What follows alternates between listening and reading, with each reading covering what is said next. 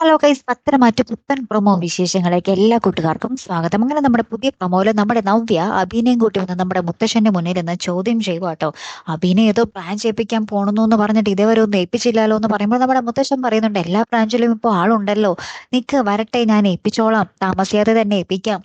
അല്ല, ആ ബ്രാഞ്ച് ഇനി കുട്ടിച്ചോറാക്കാതിരുന്നാൽ മതി എന്ന് നമ്മുടെ മുത്തശ്ശൻ അടിവരയിട്ട് എടുത്തു പറയുന്നുണ്ടേ.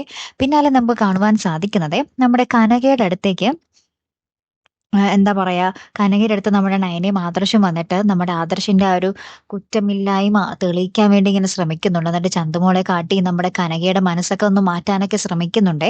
അപ്പുറത്ത് ദേവയാനി ആദർശിനോട് പറയുന്നുണ്ട്, നീ എന്തിനാടാ മറ്റുള്ളവരുടെ കുറ്റം തലയിലെടുത്ത് ഇങ്ങനെ ഒരു കുറ്റവാളിയെ പോലെ ഇങ്ങനെ നടക്കുന്ന, തലയും കുമ്പിട്ട്?